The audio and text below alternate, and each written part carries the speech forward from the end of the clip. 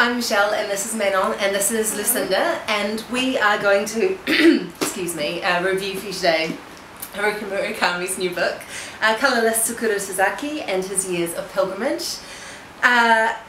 Both of us are quite in love with this book, and so you'll have to excuse us if we blather on about it, because when I get excited I lose any sense of eloquence.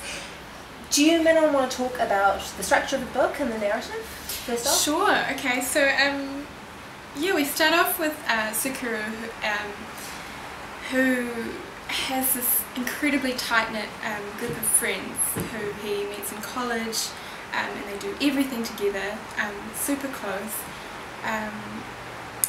One day they completely cut him off, abandon him, don't want to talk to him, and so we come to him when that's just happened, and he's kind of in this intensely dark phase of trying to battle his way through, yeah, I guess a bout of depression, and yeah, we come then to him later in his life, and he meets a young woman, and they start a bit of a relationship, and she kind of pushes him to address this bit of his past that he's never really managed to come back to. He's kind of just atrophied at that age. He's sort of atrophied in his late teens, and I think it's totally seized his ability to develop as a man, and he's it's a bit of a scar. Yeah, he's like a shadow person, isn't he? Sort of existing in the periphery, on the edges, and sort of doesn't feel quite alive, and doesn't have a connection to who he is or his sense of purpose, because everything that he believed about himself was really strongly linked to the identity of this group of friends. And once they abandon him and he has no answers, he has no sense of who he is. Hence the kind of colourless metaphor. So it is a pilgrimage that he goes on because of the prompting of this woman, Sarah, to find out once and for all what happened.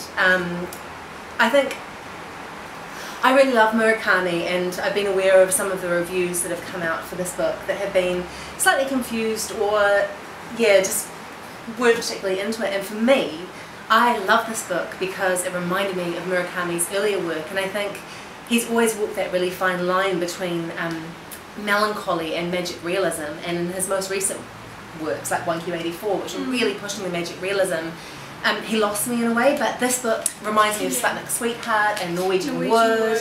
It's just, he's so amazing with the characters that are just disenfranchised and disillusioned. He has got this beautiful beating heart and this solemnity, and I love this book because it's new translated, and the language is really still and really pared back. It is. And it allows the narrative to really come through, and the longing. Like, this book has so much longing in it. And I just adored it. I think it's really clever, and it really resonated with me. You know, those things that happen when you're young, that you hold on to and fixate and don't necessarily understand, and come back again and again to haunt you until you can figure out why they happened. And I highly recommend it. And I think as well it's about kind of that lack of closure, and the acceptance of that as well.